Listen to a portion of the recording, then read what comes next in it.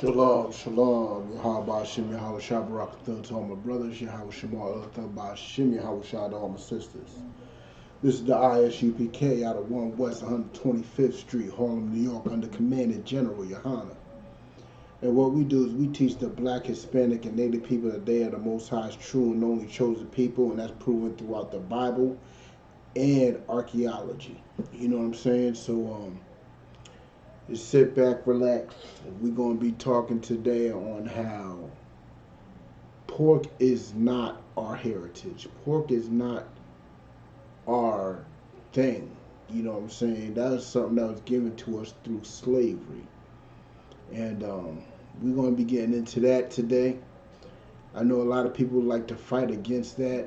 How pork, crab, shrimp, lobster is such a beautiful thing. But according to the Most High, it is not. It is not, and it is a destruction to our people. It literally turns God against us. That's why we're number one in gout, number one in high blood pressure, hypertension, this and that. You know what I'm saying? We're number one on everything because the simple fact is we do not listen to the laws of the Lord. We do not listen to the laws of our God. We rather listen to white people, Salakia.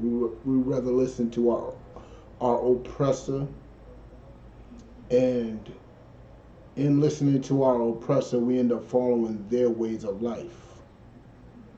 We end up following their ways of life, which ends up having us damaged. You know what I'm saying? Well, I'm going to open up the class to any questions. You got any questions? You know what I'm saying? You know what I'm saying? Any questions? Write them on in, tag them on in. You know what I'm saying? I'm about to put in the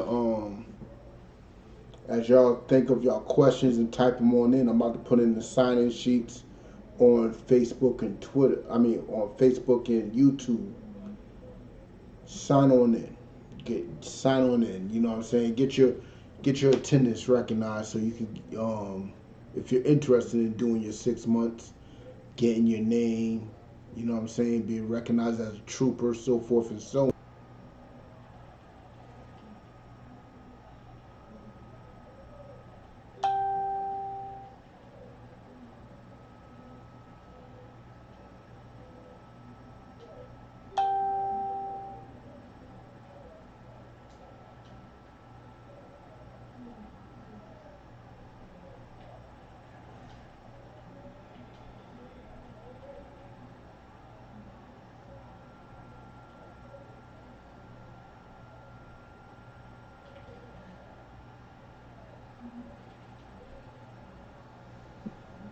All right, we got those sign-in sheets up. I'm gonna give y'all a couple more minutes to get into this subject.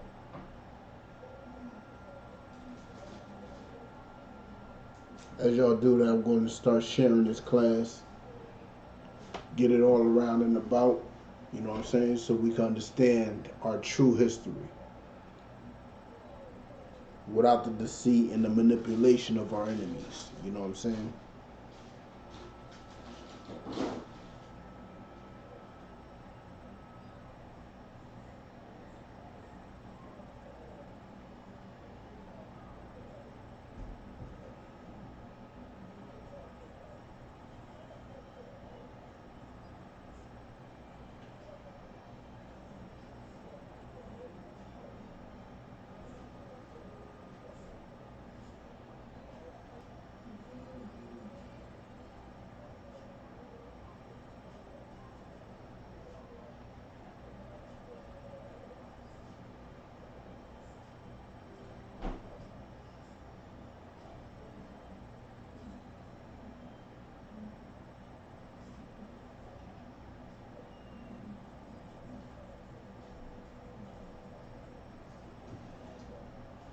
All right, shalom.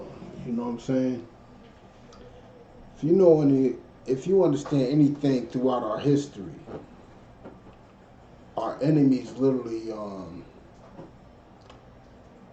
their whole agenda. Our enemies understood that the Most High was,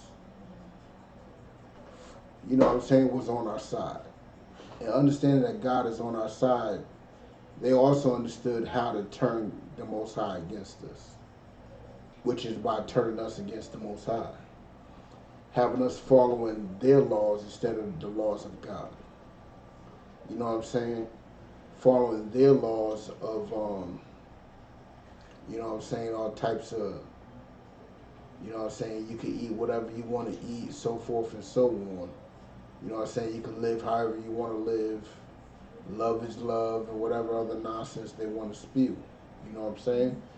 So all that is based on, you know what I'm saying, them wanting to turn the Most High against us. You know what I'm saying? And with that being said, I'm going to need y'all to turn to Proverbs 28. Let's go to Proverbs 28 real quick.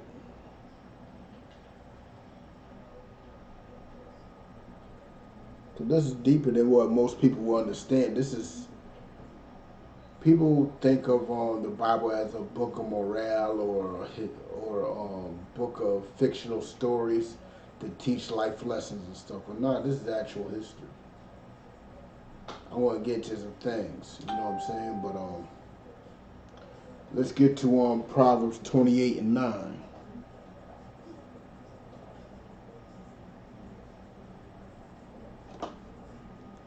So give me a second. Proverbs chapter 28, verse 9. He that turneth away his ear from hearing the law, understand this. Him that turneth his ear away from hearing the law, that means they purposely don't want to hear it. They purposely don't want to hear nothing about God. They want to hear nothing about these law, statutes, commandments. They enjoy their life the way it is. They are too weak to actually understand that there's a standard and a code of ethics that we are supposed to live by. They will not understand that because the simple fact is they are comfortable in their ways. You know what I'm saying? But it's telling those people, those who are comfortable in their ways, those who do not want to follow the law, statutes, and commandments of God, those who turn their ear away from it, don't want to hear nothing about it, which is similar to your Christian pastors, because they will literally tell you that the law is done away with. They will literally tell you that the law is done away with. You know what I'm saying?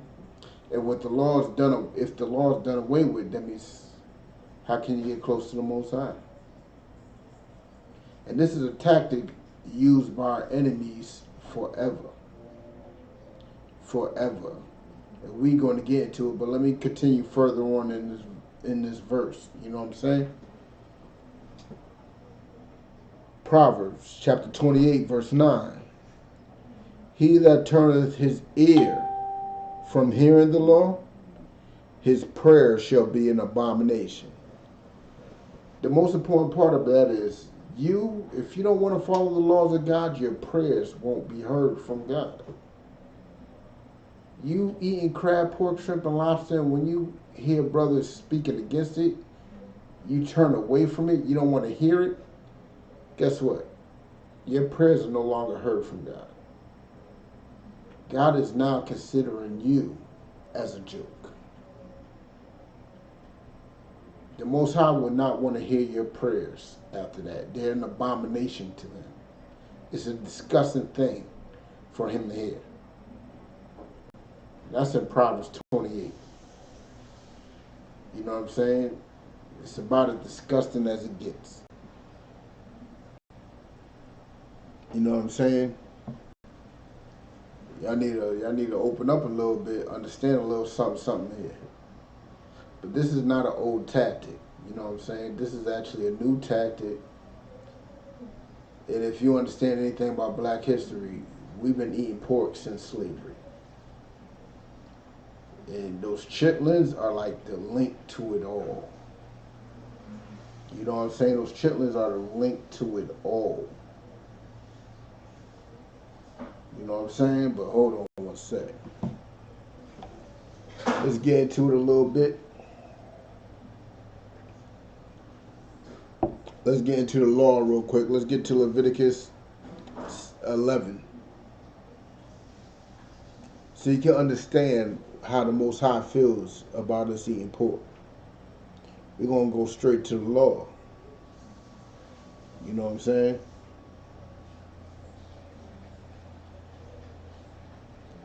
Salaki, bear with me one sec.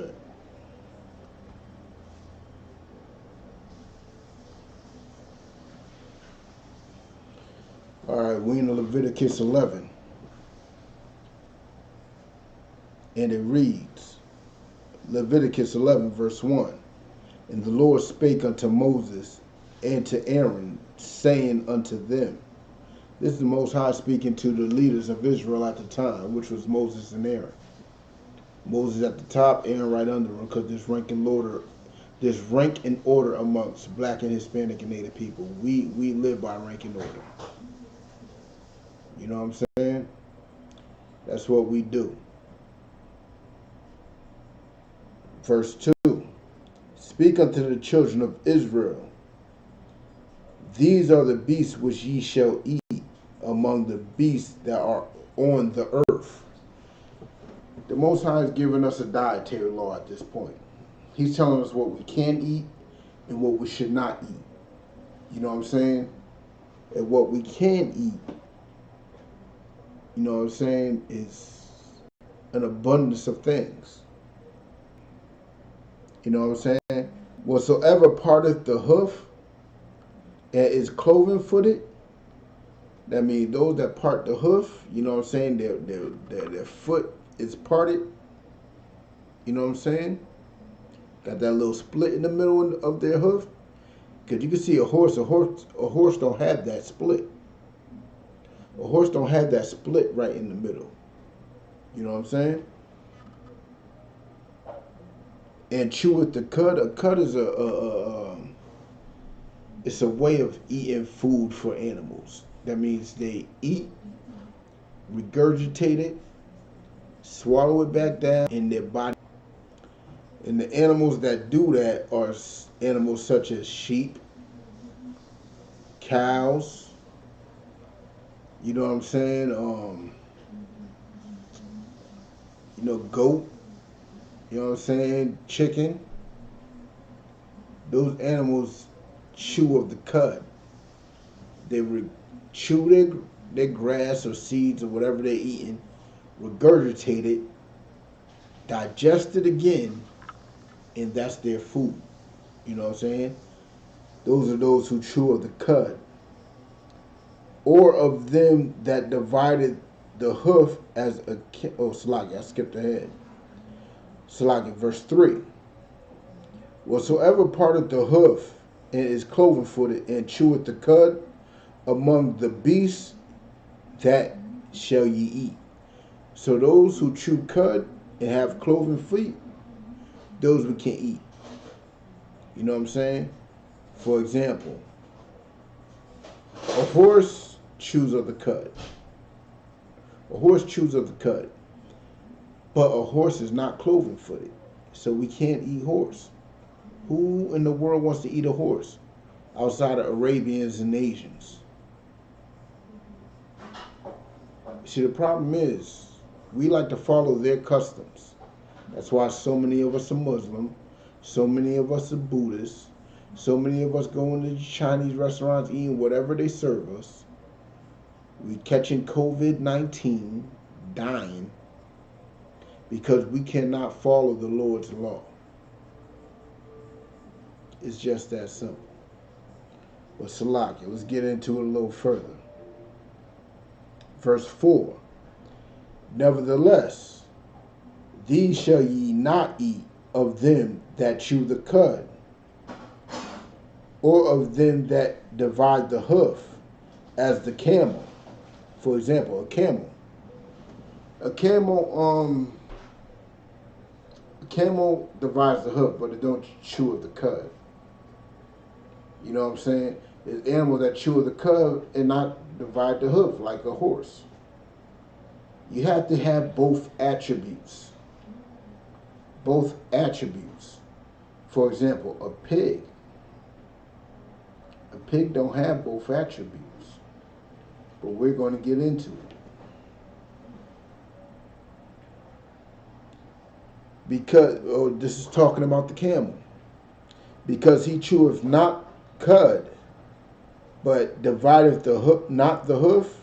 Remember, well, that's right. Camel don't have a divided hoof.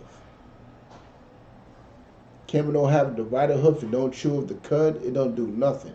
So we can't eat that. Out of all the beasts that's walking around, we can't eat stuff like that. That's why you got these Asians out here eating bats, rats, cats, pork, crabs, shrimp, and lobster, because they don't have no ethics in their diet. They don't have no morals about what they put in their mouth. You know what I'm saying? But Salaki, may I continue? But divideth not the hoof, he is unclean unto you. Now, understand that. Those that divide not the hoof is unclean to you. Those who do all these types of things, that's unclean unto you. That's not our way of living. It's a disgusting way of life. You're eating pork, crab, shrimp, lobster. You're doing all types of madness, and it's not of God's law. You know what I'm saying? That's why you end up with hypertension. That's why you end up with gout. You know what I'm saying? And you saying, but hold on, why are we number one in it? Why do we have the most gout, most hypertension, most high blood pressure? It's simple. In Psalms 147, 19 and 20, it literally says that the law was given unto black, Hispanics, and Native people. The law was not given unto anybody else. They do not understand the law. They do not understand its punishments of breaking them. It's like, for example, you know what I'm saying? Your mother tells you not to eat crayons. And she catches you and your friend, your next door neighbor, eating crayons. Is she going to punish you and the next door neighbor, or is she just going to punish you? She's just going to punish you. The next door neighbor is not her child. Next door neighbor is not her concern. The next door neighbor is not who she's responsible for. We are the Most High's firstborn, us black, Hispanics, and natives. Though we are not the oldest nation, we are his firstborn. We are special unto him. And us breaking his law, statutes, and commandments is why we're in this situation today. That's why we're number one in the COVID deaths. Because the simple fact is we're not following his law, statutes, and commandments. But let me continue. Verse 5. No, let's drop down to verse 7. Verse 7. And the swine, though he divide the hoof, you know what I'm saying? Pigs, they got cloven feet. They divide the hoof, the feet are cloven, got a little thing poking out and everything. Actually pokes out toward the back. But pigs' feet are cloven and divided. Their little hoofs and all that, that's cloven and divided. You know what I'm saying? Yeah, he cheweth not the cud. Pigs don't chew of the cud. They don't eat the grass and seeds and whatever else and regurgitate it and redigest it. They don't do that. What they do is eat anything that's in front of them. They eat feces. They eat all types of other things. They eat anything that's in front of it. You know what I'm saying? There's pigs that eat cans. There's pigs that eat all types of nastiness. They're literally the garbage disposal of the farm, which is not necessarily a bad thing. That's what they're meant for. That's what they're built for. They're built to be the garbage disposal of the farm. That's their purpose. But are they meant to be eaten? Are they meant to be food? No, pigs are not meant to be eaten, and they're not meant to be food. You know what I'm saying? That's not what they're meant to be. You know what I'm saying? Slide, we got a question. We got a fool on here talking about he's eating a ham sandwich while he's watching this. Most High in Christ. Eat that ham sandwich while you're watching this. Hopefully the Most High deals with you as you're watching this. Hopefully the Most High corrects you in your mistake of eating pork, crab, shrimp, lobster, whatever, while you're watching this. You know what I'm saying? But may I continue? Verse 7. And the swine, though he divided the hoof, and be cloven footed, yet he cheweth not the cud, he is unclean to you. The swine is unclean to you. It's just that simple. All your bacon, pork chops, you know what I'm saying, gelatin, all that stuff is unclean to you. You should not be digesting that stuff. It's literally one of the reasons why we are at the bottom of the health scale. Literally. There's literal links to black people and black people's bad health and pork.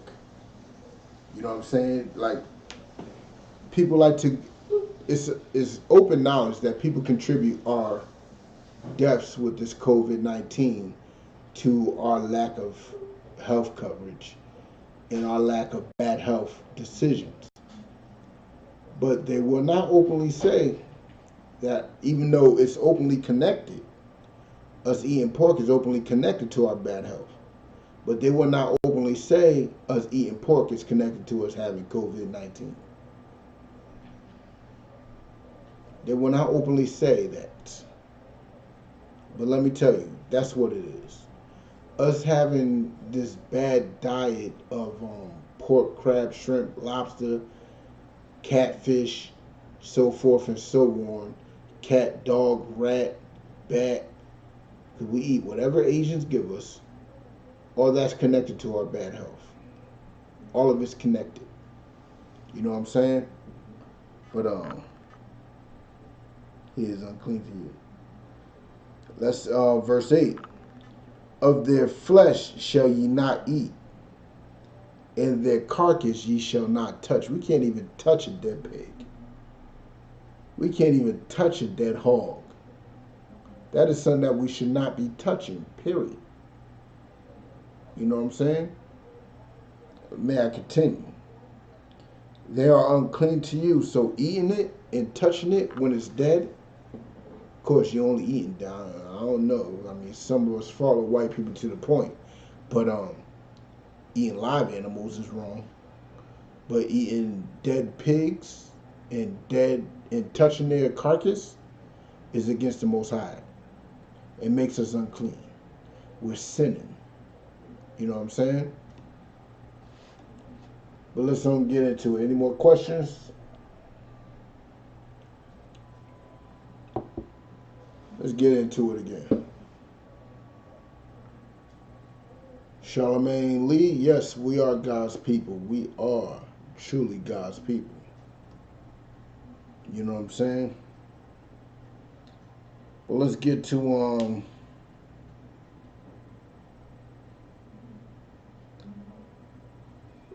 Maccabees 7. If you don't have Maccabees in your Bible, there's a reason for that. Maccabees is a book that was taken out of the Bible due to Catholic dogma. The Romans did not want to put it in there because how it crucified them and their forefathers, the Greeks. It crucified them and it made them look bad, and it did not solidify the Christian way of life. You know what I'm saying? It did not solidify it. What it did was turn the Christian way of life and it shut it upside down. See, the thing is, the Apocrypha, which is historically accurate, it literally is the connection between the Old Testament and the New. If you look at it, the Old Testament and the New Testament never speaks of the Greek captivity that the Israelites were in. But we all know the Greek Empire exists. The Bible speaks of every empire as we see the Bible right now, it speaks of every empire but the Greek. You know why? Because the Roman Catholic Church took out the Apocrypha, which the Greek Empire was in. And we are about to get into one of those stories of the Greek Empire and how they try to rule us. You know what I'm saying? But let me get into it. Let's go to Maccabees, Second Maccabees 7, which is a beautiful story. Second Maccabees and 7 is a beautiful story because it shows you how hardcore our women were. Shows you how core our brothers were. How they were so hardcore, they were willing to die for these laws, statutes, and commandments. They were willing to die for their honor, willing to die for their culture. You know what I'm saying? Which is something that is lost today. Which is something that can only be upheld in the ISUPK. Only we understand that. You know what I'm saying? Only we understand that we are the ones that have to do what this sister did, what these brothers did, which is die for these laws, statutes, and commandments. And in turn, you are dying for your brothers and sisters. You know what I'm saying? So we're going to get into it a bit. Let's get into it. Second Maccabees chapter 7. It came to pass also that 7 brethren with their mother were taken. Now you got 7 brothers, 7 boys. This woman had 7 boys. Now you understand the connection between a mother and her sons. Mother and her sons is a strong connection. You know what I'm saying? Now there's 7 of them. You know what I'm saying? Let me continue. And compelled by the king against the law to taste swine's flesh. Now the king, this was a Greek king at the time. The Greek king was trying to compel this woman and her 7 sons to eat swine's flesh. That's all he was trying to do. Y'all make it seem like it's nothing but pork. You know what I'm saying? That's what y'all said. It was the only thing that was out here back in the Grecian times, back in the Roman times, back in the Egyptian times, so forth and so on. Pork was pushed on us because it could weaken us. Just like it was pushed on us during the transatlantic slave trade. It was all pushed on us back then.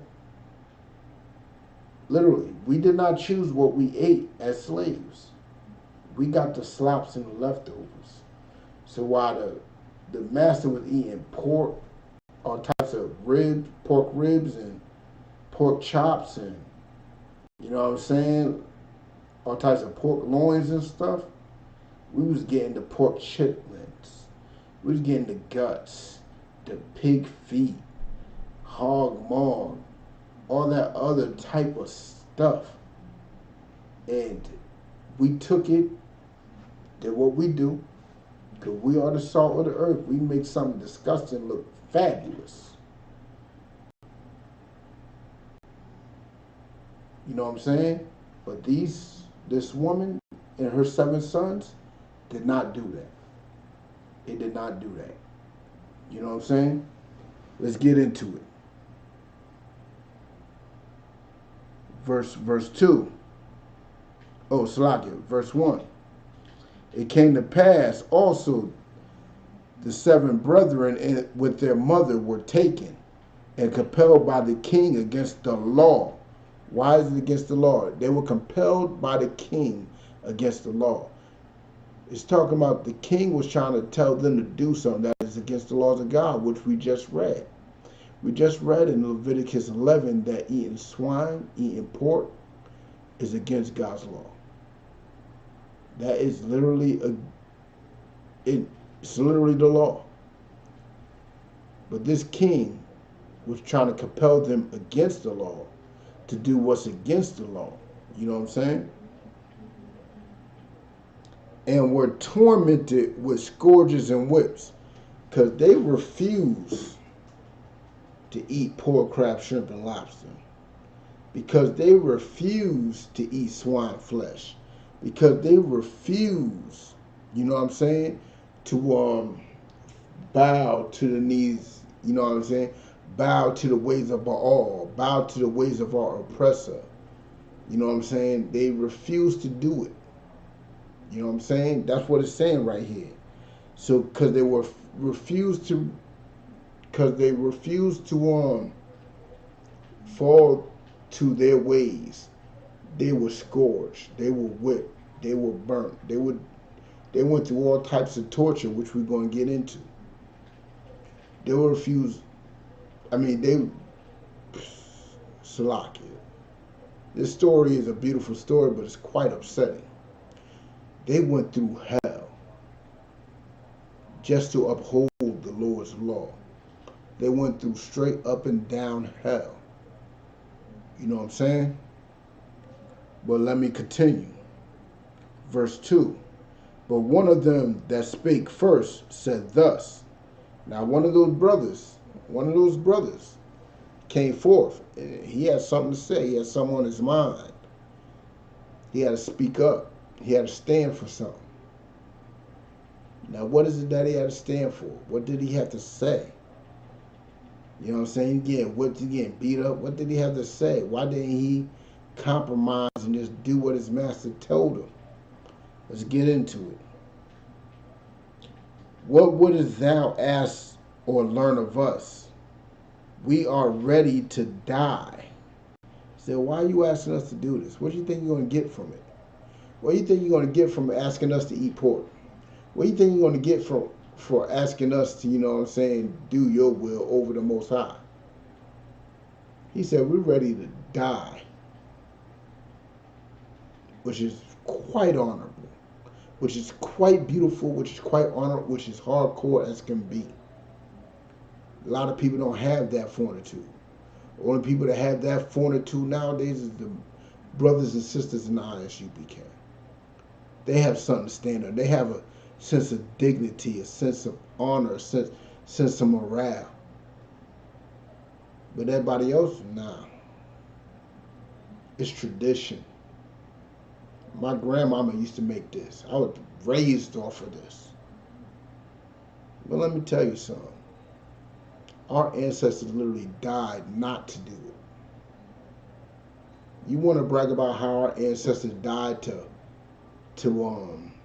vote, how our ancestors died to eat amongst them, how our ancestors died to be equal or so forth and so on, to be up in their schools and get all these books, whatever.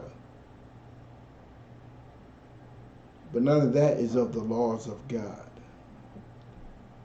But what is of the laws of God is not to eat pork. What is of the laws of God is not to integrate with them. So which one should I uphold? Which one should I respect more? Should I respect Martin Luther King more than I respect this woman and her 7 sons? No. Because they upheld God's law. Martin Luther King upheld his own lust. You know what I'm saying? Martin Luther King upheld his own lust. So when we were in slavery, you know what I'm saying? We were there and we literally had to eat the scraps of what our slave masters gave us, which were those chitlins, were those hog maws, whatever else. If you was a house nigga, you might have got a piece of pork chop, you might have got a little bacon or whatever, so forth and so on. But it's not what we're supposed to be doing. In fact, breaking God's law is why we're in this situation, period. But let me continue with the story, though. He said, we are ready to die rather than to transgress the laws of our Father. What are the laws of our fathers? What are the laws of our fathers? Let me know.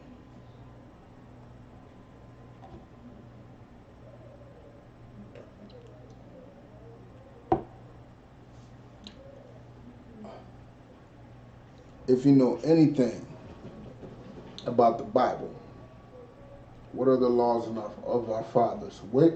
Like this, where can they be found? Where can the laws of our fathers be found?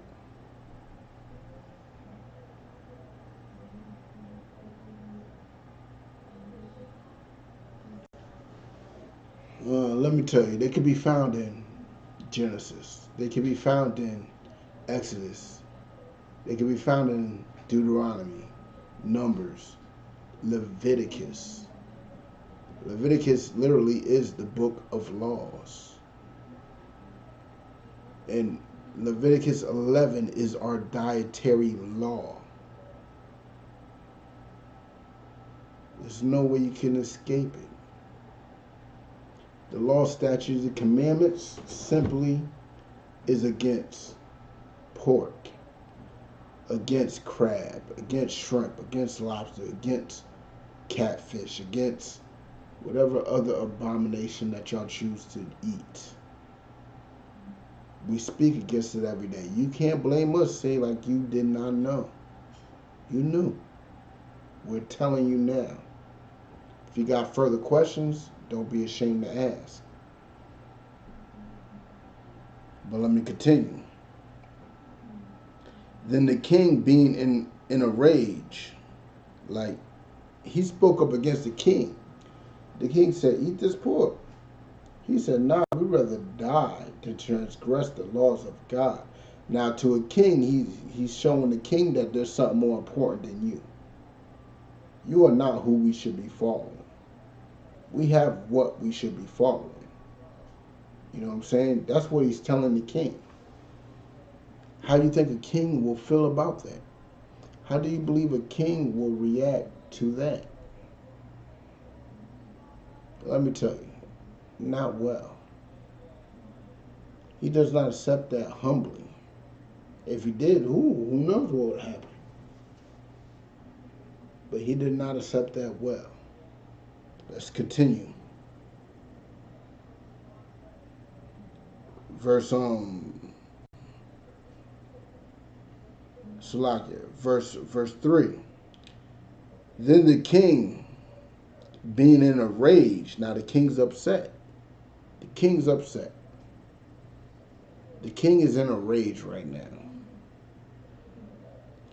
Commanded pans and cauldrons to be made hot. Like, I don't know if y'all know, you know what I'm saying, but let me see if I can find that image.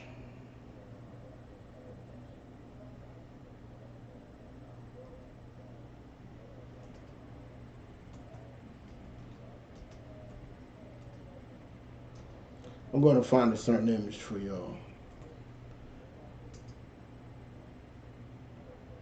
to show you how much they uphold their traditions.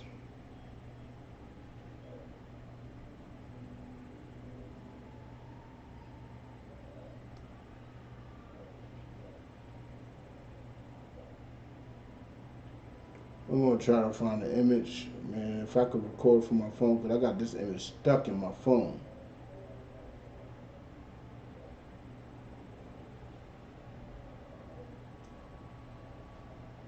Let me see if I can find it, because it's important for y'all to see this.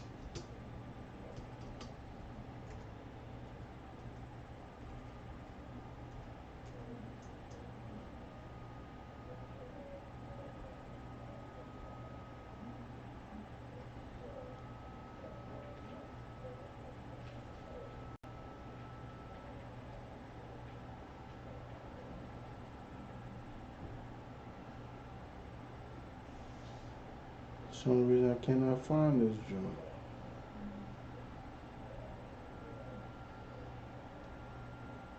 But there's an image out there. Bear with me. Bear with me.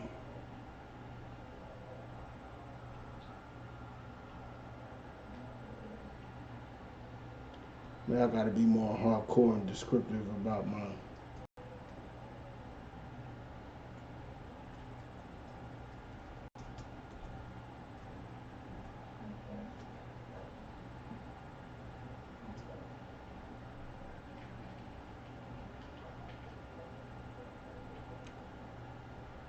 Yeah, this is it right here. Yep, found it. Let me transfer y'all to see it.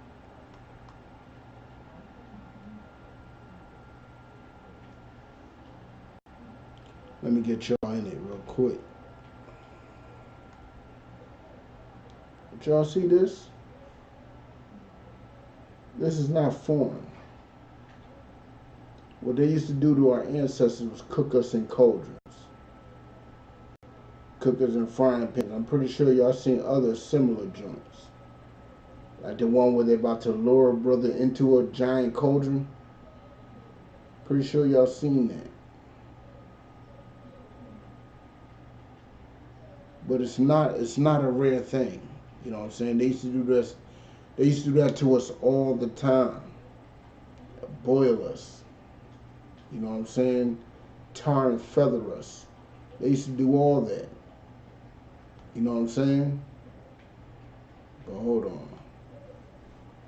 Tar and feather us. They used to do all types of erroneous type of things to us. You know what I'm saying? But let's get back into it. I just wanted y'all to see that picture, just so y'all know what they did in Greece is not too far what they did in America. You know what I'm saying? What they did in America was like advanced Greece. You know what I'm saying? But let's get into it. Then the king, being in a rage, commanded pans and cauldrons to be made hot, with forthwith being heated. Now the pans and the cauldrons, they're heated up. They're nice and hot. You know what I'm saying? He commanded to cut out the tongue of him that spake first. Now that brother that spoke out and said, yo, we'd rather die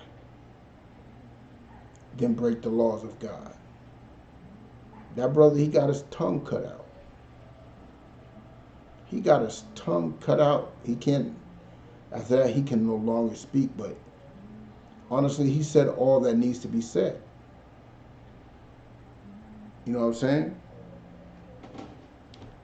And to cut off the uttermost parts of his body. You know what his uttermost parts of his body is? Legs and arms. They cut off his legs and arms. You know why they cut off his legs and arms? Because he upheld the laws of God and refused to eat pork. You're not that hard. You're not willing to stand for anything. You know what I'm saying? But this brother stood for the law, statutes, and commandments of God. You know what I'm saying? And in doing so, he literally, you know what I'm saying? How may I put it? Lost his life. He literally lost his life. But let's get into it in a little more detail. Utmost parts of his body, the rest of his brethren and his mother looking on. Now, you got his brothers seeing how his brother stood tall for the laws of God. His mother seeing how he stood tall for the laws of God. They all see what they did to him. They cut out his tongue, chopped up his arms and his legs, popped them in the skillet, frying them. Now, what do you think's going through their mind? What do you think's going through their mind? Better yet, what would go through your mind? How would you think? What do you possibly think would happen in such a situation if you was in it? You got your mother next to you, or better yet, if you're a sister, those are your sons. One of your sons stood up for the laws of the Most High, and you see what the results of that was. You know how many brothers and sisters end up being hanged for trying to uphold the laws of God? Or being tarred and feathered, drawn and quartered for upholding the laws of God? Let me continue. Verse 5. Now when he was thus maimed in all his members, he commanded him being yet alive to be brought to the fire. Now, cut off his arms, cut off his legs, you cut out his tongue. Now, the brother's still alive because, the heart's still pumping blood. He's still alive. He's getting blood to his brain and so forth and so on. And while he's still alive, the king commanded this. Let me continue. Yet alive to be brought to the fire and to be fried in the pan. And as the vapors of the pan was for a good space dispersed, they exhorted one another with the mother to die manfully, saying thus. I'm going to get into what she said later, but let me put it like this. The brother already had his arms, his legs, his tongue chopped off. Now the brother's barely alive, clinging on to life, because he stood for the laws of God. Guess what? They were flung in the frying pan. He was flung in the frying pan. Literally told to fry. How you frying somebody? There must have been oil in it too. See, our enemies are evil. And look what they're doing to us now. Literally when we're not breaking laws. Literally when we uphold their laws. Remember Philandro Castile? Philandro Castile said he had a gun license. Said he had a gun on him. Said he was going to reach for his license. Following their law. And still was killed. Still was killed. Following their laws definitely ain't going to save us. But they such vile and hateful beasts. Us following our law is why they hate us. Them knowing us breaking his law will make us weak. Literally will make us weak as a nation. You know what I'm saying? But let's get into it a little further. You know what I'm saying? Salakia. Verse 6. Oh, Salakia, let me go back mid-verse 5 about. They exhorted one another with the mother to die manfully, saying thus. So his brothers and sisters were gaining courage by the way that he died. He ain't going to die in vain. Because his brothers and sisters were like, yo, we ready. And not brother and sister, brother and mother. Like, yo, we ready. We ready to go out. We ready to uphold the laws of God. That's what they were ready to do. And they did that. Well, let's continue. Verse 6. The Lord God, Salakia, exhorted one another, the mother, to die manfully, saying thus. This is what the mother's saying. Listen to what the mother's telling the rest of the kids. Salakia, bear with me 1 second. Look what the mother's about to tell the rest of the kids. Verse 7. So when the first was dead after this number, they brought the second to make, Salakia, verse 6. The Lord God looked upon us. Like she's telling them, the Most High is looking upon us. The Most High is testing us. He's putting us through some things right now. You know what I'm saying? And in truth hath comforted in us. Yeah, the Most High is smiling upon us. We uphold these law, statute, commandments like your brother did. God is literally smiling upon us. finding comfort in us. You know what I'm saying? As Moses in his song, which witnessed to their fakeness, like till their faces declared, saying, and he shall be comforted in his servants. Most High smiling upon him. Most High smiled upon that brother that died. He's going to get a great reward in the kingdom. What are you sacrificing? What are you sacrificing? You want to put Martin Luther King above these brothers and sisters? You want to put all types of people who are worthless, Frederick Douglass, and so forth and so on? What did they stood for? Frederick Douglass ain't even black. His mama black, but his daddy is slave master. But this brother died upholding the laws of God. You can't even uphold your own moral standards that you made up. You're weak and fall into that. But we here, us in the ISUPK, we're going to uphold the Most High's laws, statutes, and commandments. We're going to uphold those standards. We're going to look at this brother as a shining example. Look at this mother and her sons as a shining example to how to follow the laws of God. Be willing to risk our lives to do so. Let's continue. Verse 7. So when the first was dead, now the first brother died after this number. That means what they did to that brother? Because he refused to eat pork, crab, shrimp, and lobster? They killed him because of that? You know what I'm saying? When the first was dead after this number, they brought the second to make him a mocking stock.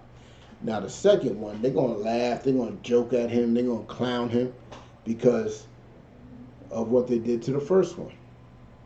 They think that at this point he would be too scared to follow his brother's footsteps. They're going to think he's too scared to go forth with it. But these brothers who were raised righteously, these brothers weren't scared. You know what I'm saying? But Salakia.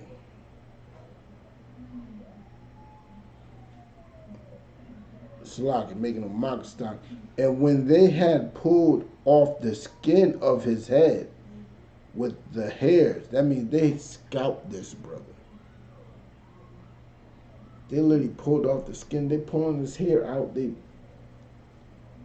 treating him mad atrociously. But these are the people you love. These are the people that you want to be equal to. You want to be equal to these Greeks. You want to be equal to these Romans, these Italians, these Irishmen, these Englishmen, these Frenchmen, these Spaniards. You want to be equal to them. But look at the type of way they think. Look at the way they think. This is historical. This sister raised her sons well. Had them willing to die for the law, statute, commandments. And they mocked the second son and pulled out his hair, pulled the skin from his head while they were pulling out his hair. They literally scalped the brother. Continue. They asked him, "Wilt thou eat?" So they asked him, they pressured him. They pressured him. Will you eat? You know what I'm saying? They pressuring the brother. Will you eat this pork? After they pulled out his hair, gave him a little sample of what's to come. After he seen what his brother went through, now they want to ask, are you willing to eat? Let's see what this brother said. Slacky. Give me a second. Slacky said, wilt thou eat before thou be punished throughout every member of your body? So they reminded him. They literally reminded him what happened to his brother. What's your members of your body? The members of your body is your arms, your legs, your head, your tongue, so forth and so on. Those are the members of your body. Those are the things that bring your body together to be one. Saying you might be punished through the members of your body. You might go through the same thing your brother went through after they scalped him. They already bloodied and beaten him up.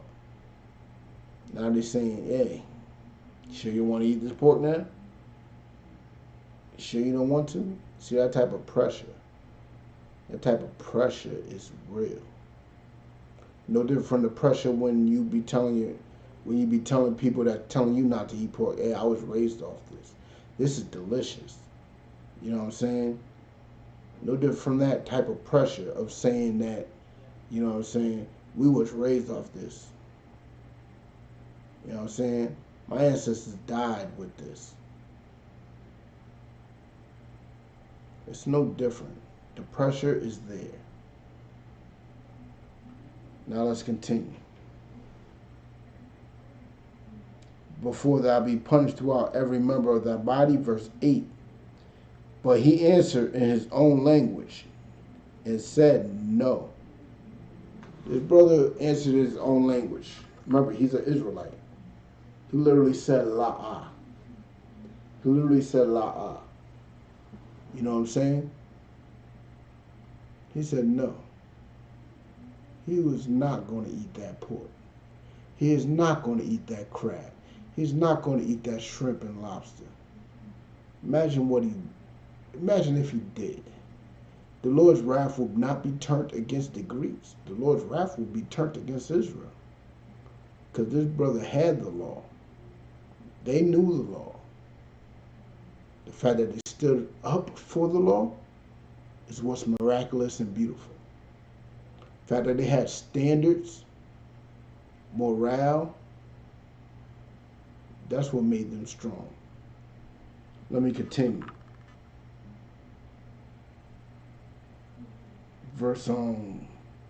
Middle of verse 8. Wherefore he also received the next torment in order as the former did. So they did to him the same thing. They did to that brother, the second brother, the same thing. Same exact thing. They cut off his arms, cut off his legs, cut out his tongue, after they already scalped the brother. Threw him in the frying pan, sizzled him up, sauteed him. I would not be surprised if they ate him. They're willing to eat pork. I'm pretty sure they're willing to eat humans. But let me continue. Verse 9. And when he was at the last gasp, he said, now the brother's on the brink of death, and he has something to say. And this is what he said. Thou like a fury takest us out of this present life. Now he's about to get into something deep. He's about to mock the king as he's dying, as the king is killing him. He ain't no coward. He's still fighting. But the king of the world shall raise us up. So he's saying, like, yo, you may take us out with this fear, but the king of the world, the most high power, shall raise us up. You know what I'm saying? He shall raise us up, and it might even get deeper than that, man. It might even get deeper than that, but that's outside of the subject I'm trying to teach right now. But just know this, these brothers will be raised back up. You know what I'm saying? These brothers will be back. But this brother stood up fighting. He stood up fighting for everything. But let's continue. You know what I'm saying? Sloggy, bear with me. End of verse 9. Who have died for... Oh, Sloggy, let me get back. But the king of the world shall rise us up, who have died for his laws unto everlasting life. That's the reward. That's the reward of doing what we do in the UPK. Nobody in the world right now stands up and fights for the law like us in the UPK. These brothers lost their lives, and us in the UPK, we are so willing to lose our lives for these law, statutes, and commandments. Don't test it. Do not test it. Because these brothers fought back, but their fight back was a spiritual fight back. You know what I'm saying? And the Most High looked upon that, and he remembered that. He remembered that. But Salakia, verse 10, after him was the third made a mocking stock, and when he was required, he put out his tongue, and the right soon holding forth his hands manfully, and said courageously, these I had from heaven. Like my man, he held his hands forth. These came to me from the Most High. The Most High gave me these. Not y'all. The Most High gave me these hands. Let's continue. Salakia. So the Most High gave forth his hands manfully and said courageously, these I had from heaven, and for his laws I despised them. Salakia. These I had from heaven, and for his laws, he's talking about the king, I despised them. He despised the king's laws. And from him I hope to receive them again. Like, he throwing out his hand, he despises his hands. What are these? Take these. These hands, take them. I got these from God, and God will give them back to me. These ain't nothing. These are warriors. That's a warrior way of thinking. That's a warrior way of thinking. You want to die because you don't want to eat pork. Not just because you don't want to eat pork, because you want to uphold God's law. That's a warrior way of thinking. Not a lot of people have a warrior frame of mind. You know what I'm saying? Not a lot of people have that. Well, let's continue.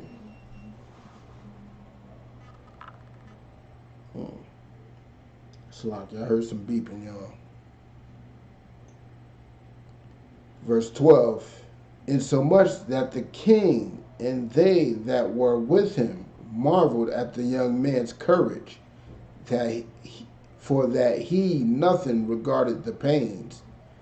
When they chopping his hands, his arms, legs off, my man didn't yell, didn't cry.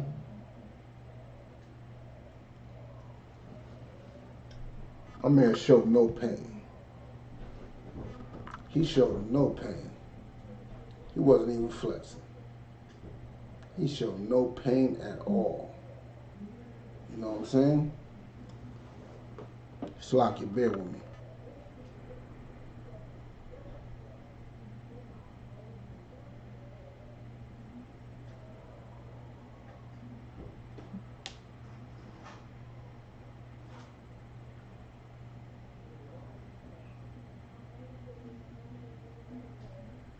Slack, verse 13. Now when this man was dead also, they tormented and mangled the fourth in like manner. So now this woman lost 3 kids. Now the fourth is going through the same thing his other brothers did. Getting chopped up, burnt up, cooked up, all doing this with no type of sedative or nothing. That's the mind of our enemies. They don't care what we go through. Our enemies don't care what we go through as long as they do what's acceptable to them.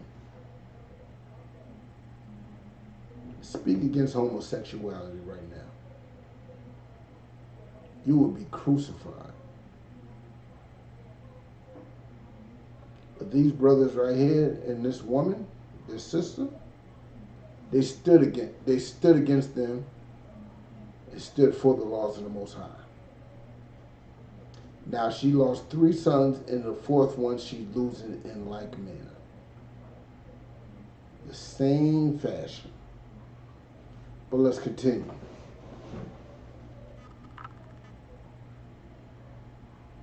Salaki. Verse 14. So when he was ready to die, he said thus, it is good being put to death by men. Must I read that again? Must I read that again? Must I show you this brother's warrior spirit? Let me repeat it. Verse 14. So when he was ready to die, he's on that cusp. He's right there. You know what I'm saying? He's right there. He said thus. This is what he said. This is what he said. He said this. It is good. It is good being put to death by man. Whatever y'all doing, it's a good thing. You know what I'm saying? It's a good thing. It's not even fazing me. To look for hope from the Most High, to be raised up again by Him. That's what we do this for. That's literally what we do this for.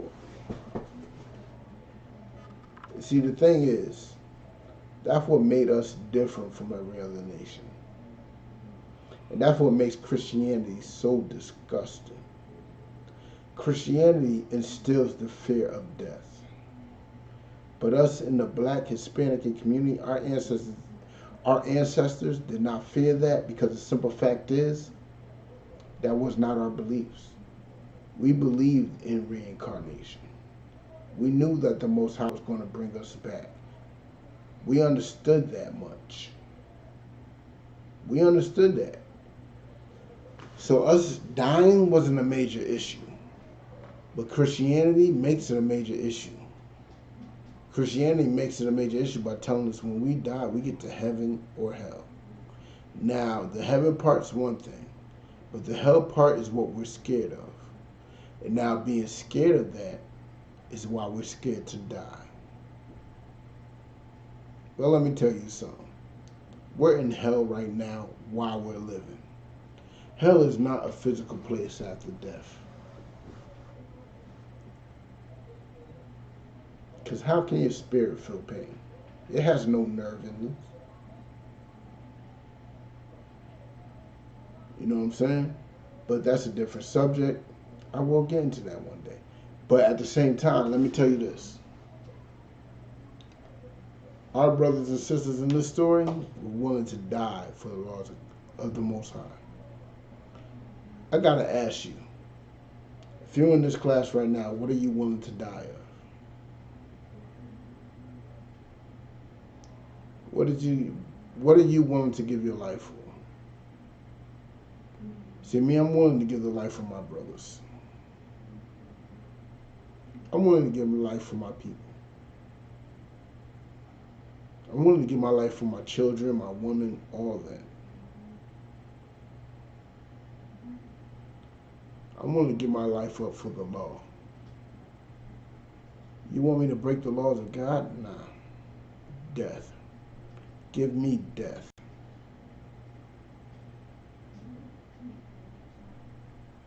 You know what I'm saying? But let me continue. Salakia. To look for hope from God, to be raised up again by Him. As for thee, thou shalt have no resurrection of life. Now he cursed. He telling them they don't have no resurrection of life, which is true. They're not of our people. Their resurrection is not going to be to life. It's going to be unto death. They will be our slaves. They will rebuild our kingdom. Their resurrection is unto death.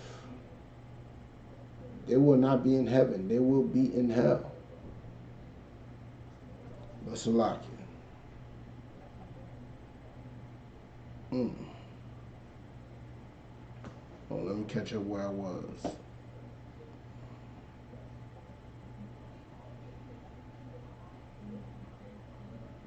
Hold on. Okay, there we are. Verse 15. Afterward, they brought the fifth also and mangled him. Now the fifth son's going through the same thing.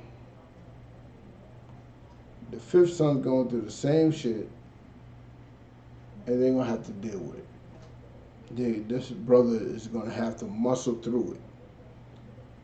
It's a heavy burden to see.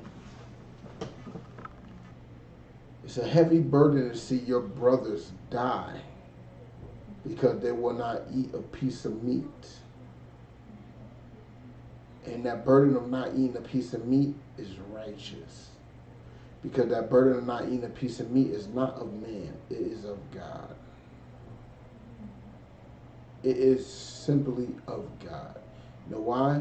Because God told us not to eat pork. God told us not to eat crab, pork, shrimp, lobster, you know what I'm saying, rat, cat, dog, bat. That's why coronavirus exists. Because people do not want to follow the dietary law. But that's not why we catching it. Dietary law was broken by people that it was never given to. So the COVID was, that's how the COVID came about, but the COVID it's a curse from God to get this world correct. You know what I'm saying? It's a curse from God to get this world in order. Well, hold on one sec.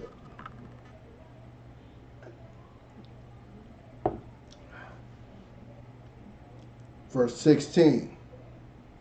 And Socket, then looked he unto the king and said, Thou hast power over men. So he's looking at the king. I mean, looking at the king, and he said, Yo, you got power over men. You got that. You slayed 4 of my brothers before me. You got power over men. But let me continue. Thou art corruptible, but you ain't righteous. You ain't solid. You ain't foolproof. You are still able to be broken. You know what I'm saying? Thou dost what thou wilt. You do what you want. He's telling him, you do what you want. Go ahead, do what you want. You did what you want to do to my brothers. Hell, go do what you want to do to me. I'm standing with my brothers still. You know what I'm saying? Yet think not that our nation is forsaken by God. See, that's the thing right there. That's their whole drive and motivation. They want us as a nation to be forsaken by God. That's what they want. They want us to be forsaken by God so we can be under their captivity forever. But that will not happen. Because the Most High will never forsake us as long as there's even one of us. As long as there's even one of us that's upholding the law. As long as there's even one of us that's maintaining these law, statutes, and commandments.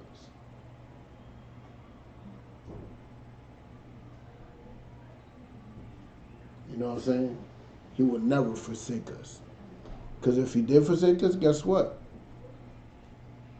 He's not just forsaking us. This whole planet will no longer exist. Boom. Salakia.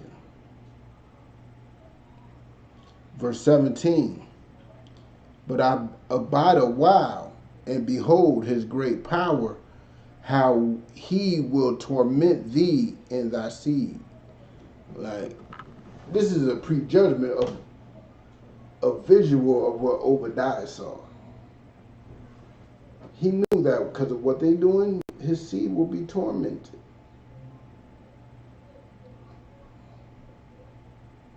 The Grecians are tormented to this day because of what they did to those brothers in that system. But look up the history, man. They do not have it like they used to. Look, they fell. They fell by a man who went crazy and burnt down his own people's nation. That is a heavy fall. Heavy fall. But let me continue. You know what I'm saying? Salakia.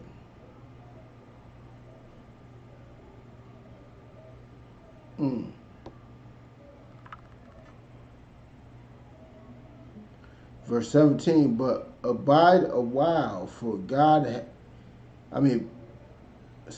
but abide a while, and behold his great power, how he will torment thee and thy seed. After him also they brought the six. Now that's the last thing that fifth brother said. He told them their seed would be tormented.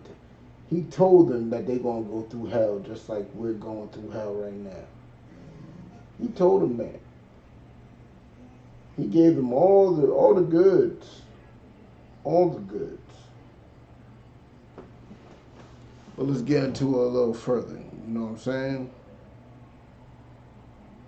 Salakia. Verse 18. After him also they brought the six, who being ready to die said, now the six, he already ready. He seen how five of his brothers went out. The six is like, he just said, F it. He's ready to go. He is not going to be ashamed to be the weak one. Who said, okay, I'll eat that pork chop. No. This brother is like, yo, he ready to go. He ready to lose his life over these law, statutes, and commandments, which his mother raised him properly. His mother raised him righteously. That's a beautiful woman. Let's get into it. Who being ready to die said, be not deceived without cause, for we suffer these things for ourselves, having sinned against our God. Now, that crushed the king.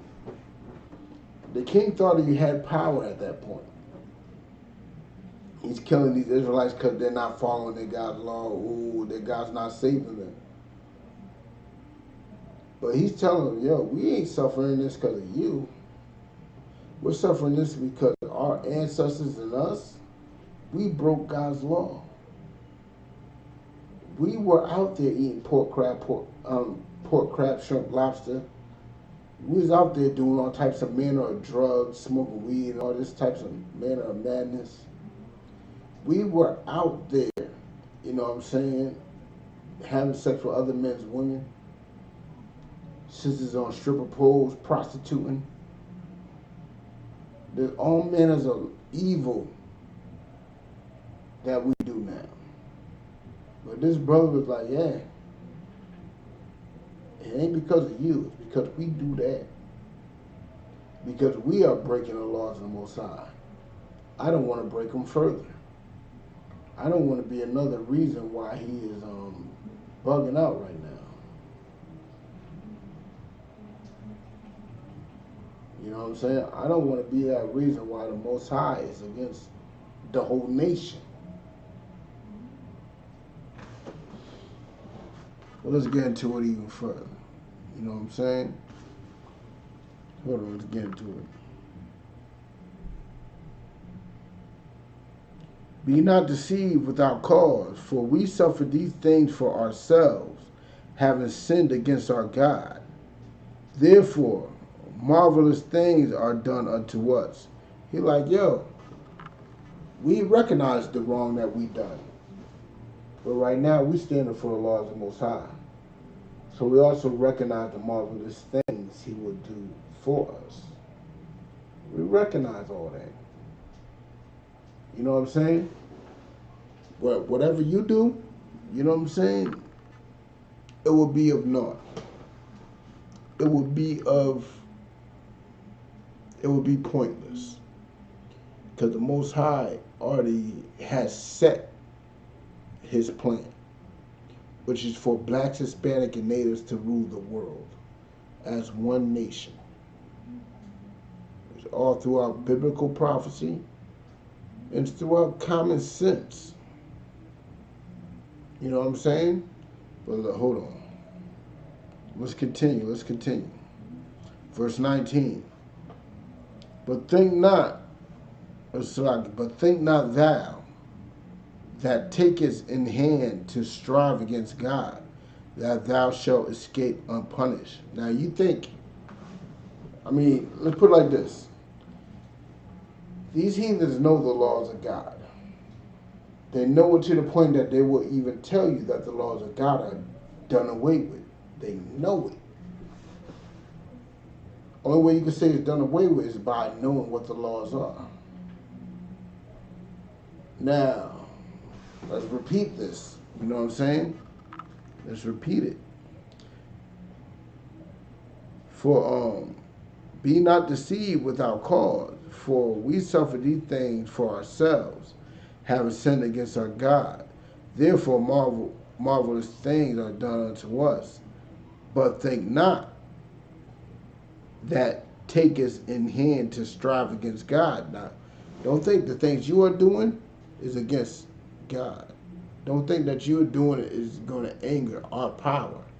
Don't think that you are doing is going to have our power. You know what I'm saying? You can't anger our power.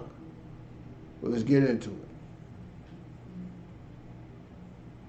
That thou shalt escape unpunished. Like, yo, the thing that you're doing, don't think that the thing that you're doing, trying to force us to eat crab, pork, shrimp, lobster, trying to force us to accept homosexuality, trying to force us to accept pedophilia, trying to force us to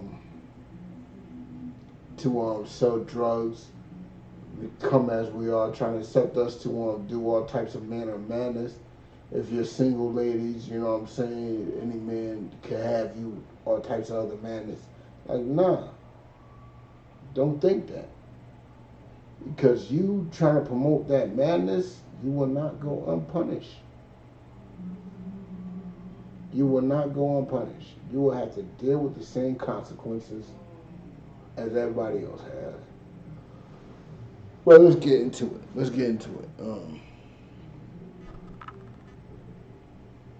Slide. Verse 20. 2 Maccabees chapter 7, verse 20. But the mother was marvelous above all. The mother, she was something different.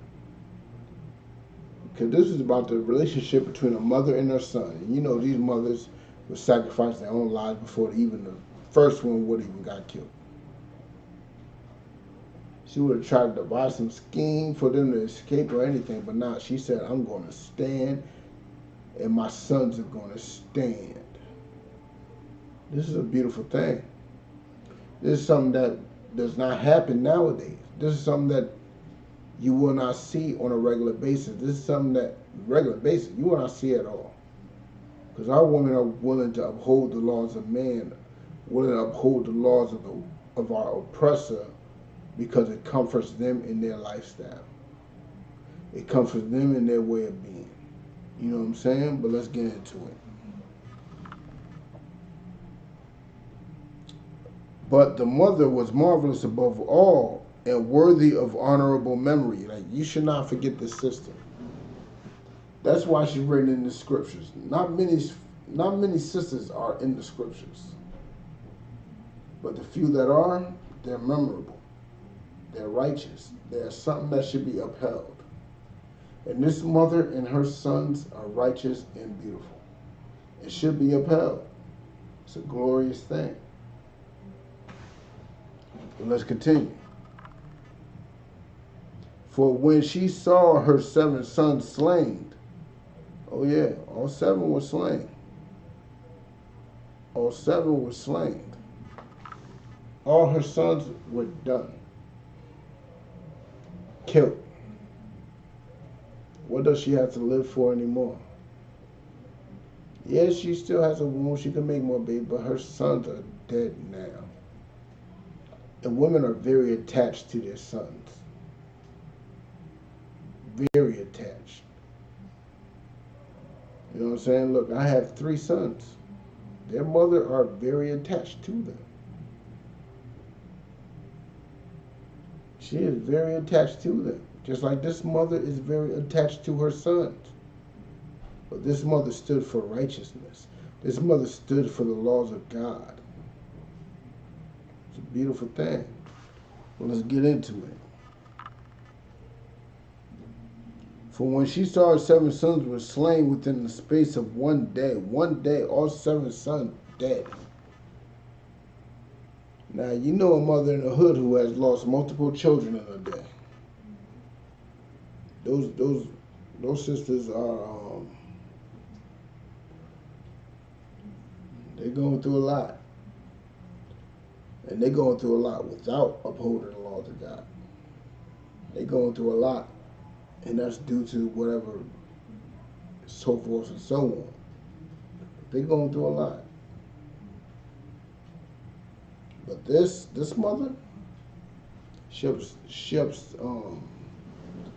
the laws of God. And that's what made her to be remembered forever. That's why I'm reminding y'all of this history, so she could be remembered. While y'all out there wondering, worried and scared of some COVID-19, smoking all types of weed, crack, you know what I'm saying, taking all types of pills and drugs. Y'all lifestyle don't scare y'all. But y'all scared of COVID-19. Thing is, what you truly should be scared of is the Lord. You should truly be scared of the Most High. You know what I'm saying? But let me continue. She bare it with a good courage because of the hope that she had in the Lord. What is that hope that she had in the Lord? What is that hope? As a Christian, what is your hope in the Lord?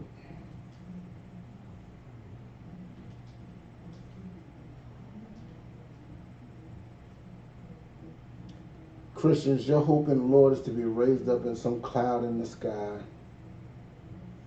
You know what I'm saying? You're raised up in some cloud in the sky, and you have eternal life in some make-believe heaven. That's your hope.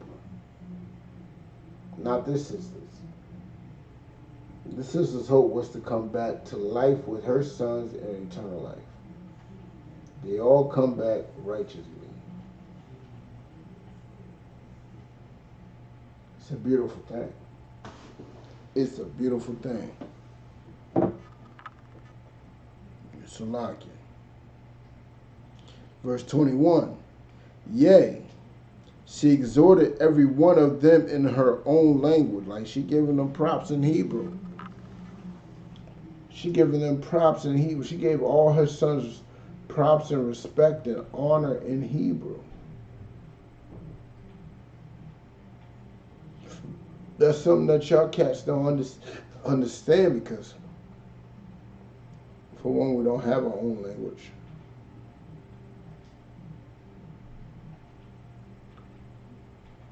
You know what I'm saying? We don't have our own language. We don't have nothing. Everything we have right now is because of our slave masters. You know what I'm saying? But let's continue. Filled with courageous spirits and stirring up her womanish thoughts with a manly stomach. You know how much it is to stir up your womanish thoughts with a manly stomach? What are womanish thoughts in a manly stomach? A manly stomach is guts, able to withstand what's to come. A womanish thoughts is to fold, bend, accept. Now she was able to stir it together and still come out strong. She's able to stir it up. She's worried about her son. She's worried about all this. Her mind is in turmoil. Her mind is all messed up. And she's still willing to give it up to the Most High. She's still willing to stand strong for the Most High. And if you don't give that sister a hand clap, man, I don't know what the hell's wrong with you. But that's just the strong. You know what I'm saying? But hold on. Verse 22. Oh, Slakia. She said unto them, verse 22, I cannot tell how ye came into my womb. Now she's telling the seven, like, yo, I can't even tell you how you came into my womb. Because that's of the Most High. That's not of me. You came into my womb purely of the Most High. It is not of me how you came into my womb. That is not of me. Yeah, I mean, your daddy got it in, but a lot of people bust blanks and a lot of eggs are dead. Hell, a lot of times with the eggs ain't even active. You know what I'm saying? Like, she couldn't tell him how he got into the womb, but she could tell him something. Let's continue. Salak. Verse 22, I cannot tell how you came into my womb, for I neither gave you breath nor life. Like, she didn't give him breath of life because that's of the Most High. Yeah, she birthed him, but she didn't give him breath of life. You know what I'm saying? That's purely of the Most High. That's purely of the Most High. Neither was it I that formed the members of every one of you. Like, she ain't put their bodies together. Her and their father was just getting it in. They were having pleasures that come by night. And then things happened. The Most High gave them 7 kids. You know what I'm saying? When back then they were having 7 kids by one man. And nowadays they have 7 kids by 8 men.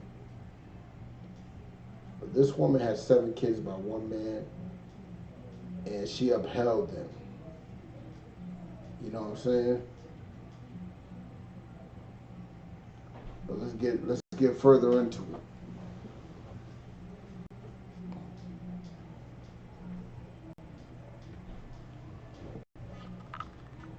Verse 23. But doubtless, the creator of the world, like, she don't even doubt that the creator of the world, who formed the generations of man and found out the beginning of all things, will also of his own mercy give you breath and life again. Like, this was Israelite custom. Reincarnation was Israelite custom. That's why they had to take this out of the Bible. This don't fit into that heaven and hell theory. Give them breath again? No, in heaven and hell theory, you either going to heaven or you're going to hell, and that's eternal. But in this proves that. Because this woman knew that the God of Israel would give Israelites breath again. Death, pain, physical torture to this body means nothing.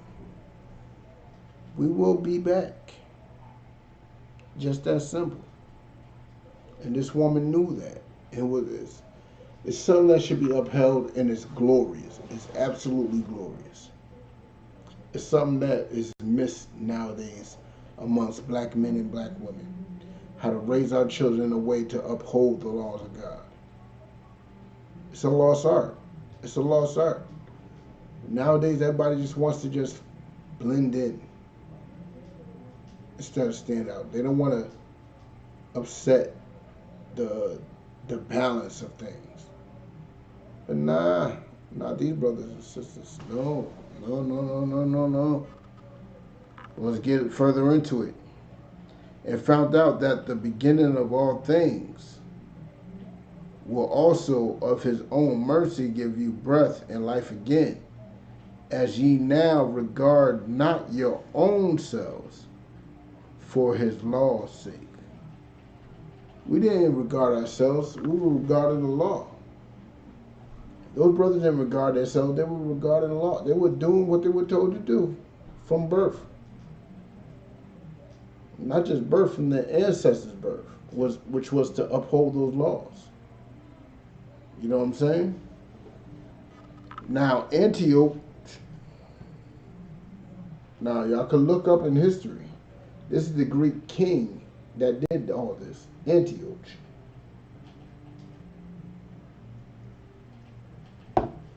He was the one that found comedy and favor throughout all this madness. You know what I'm saying? Salakia.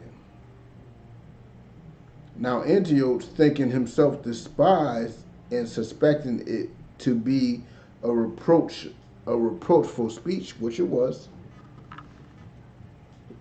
It was. She was just straight up telling him that, you know what I'm saying, you do not hold the keys to this. You do not hold the power to this. You know what I'm saying? She's literally telling him that. The last thing a heathen king wants to know is that our power is in control of us. These Caucasians right now, they don't want to hear that. That's why they have us following their God. That's why they stripped us of our culture. That's why they stripped us of our language. That's why they stripped us of our, you know what I'm saying, ancestry and all that. They stripped us of our power, which is of the Most High.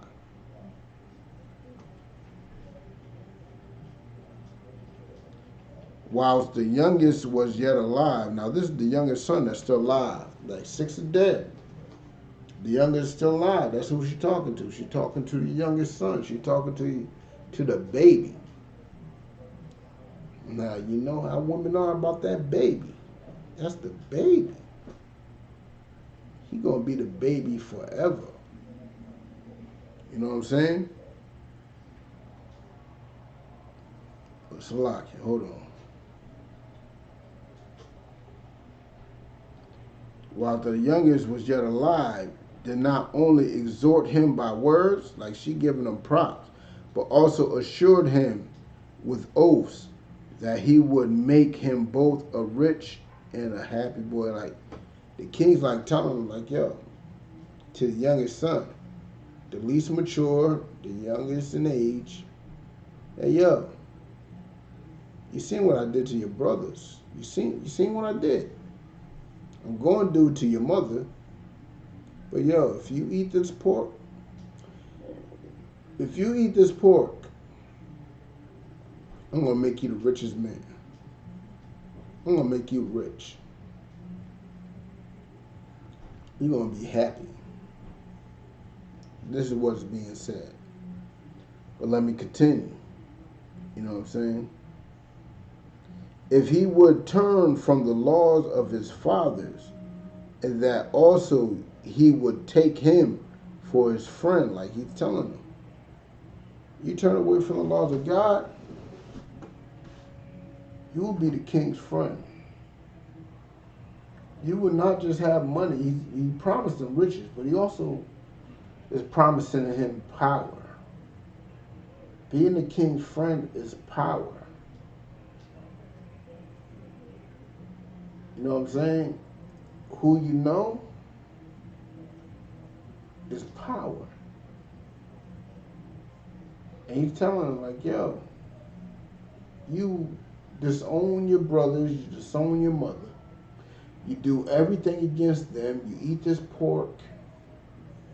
You break the laws of God. You will be my friend. I will give you riches. I will give you land. I will give you everything that you want. But let's see how strong this brother is. You know what I'm saying? But hold on, let's get into it a little further. and that he would take him for his friend and trust him with affairs. Like, he's getting power. Verse 25. But when the young men would in no case hearken unto him, the king called his mother and exhorted her. Like, the mother's not dead yet. The son's not listening. And the king got a point to prove. Thing is, he can't kill them all because his point will not be proven. The king is already a fearful man. Antioch is a legend amongst Greeks. And you kill these dudes, it does not add to your legend. You kill this woman, it does not add to your legend. But getting Israelites to eat pork, that adds to your legend. Get Israelites to forsake their power and take you as their power, that adds to your legend. But let me tell you something. That did not go well. It did not go well at all. Now let's get into it. Verse 25.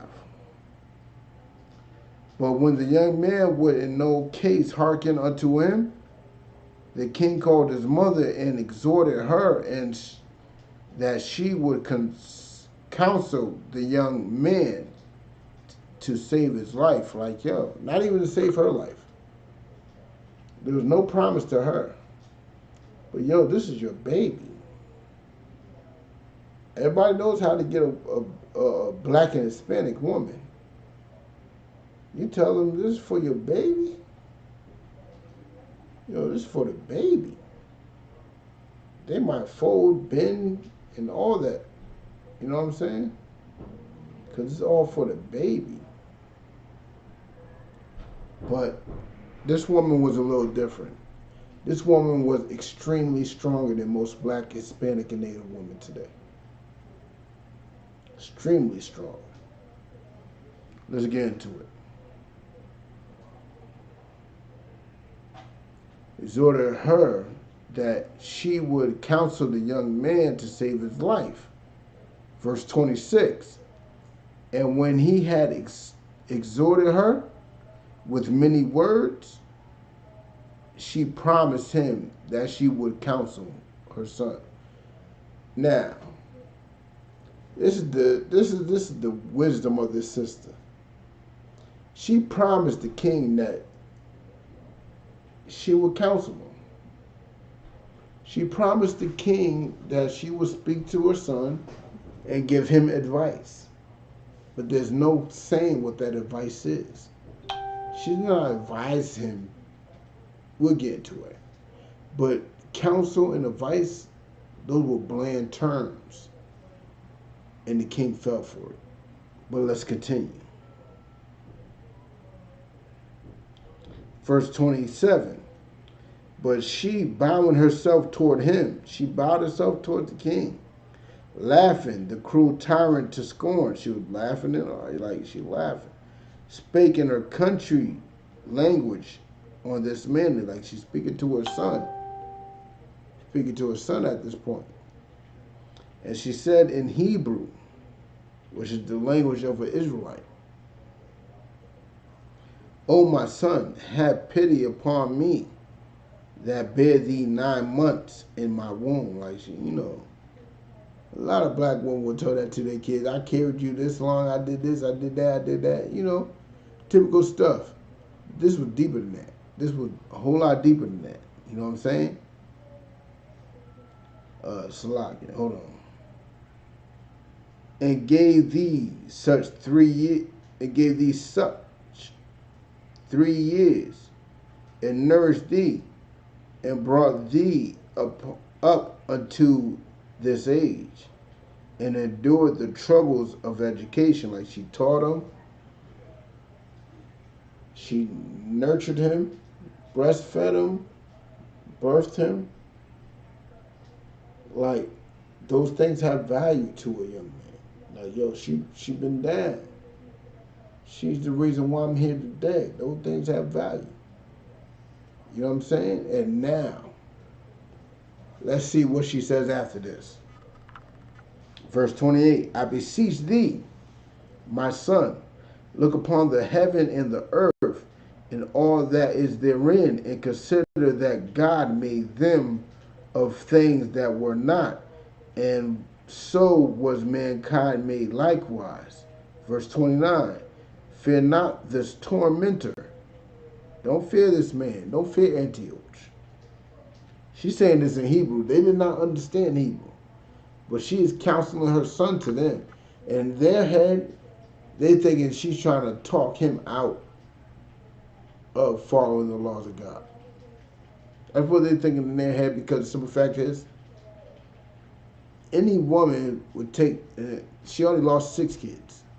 She's down to her baby. Of course she's going to try to convince him to live. But nah, not this woman. This woman is an Israelite woman.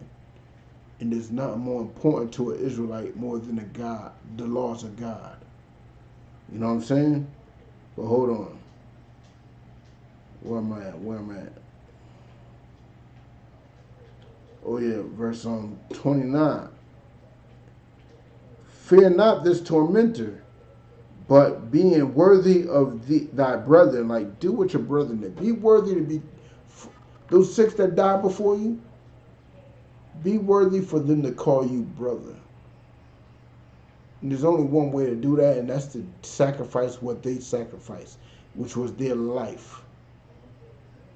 Only one way you could be a brother to Christ, and that's to sacrifice your life like Christ sacrificed his life for us. You know what I'm saying? But take thy death, that I may receive thee again in mercy with thy brethren.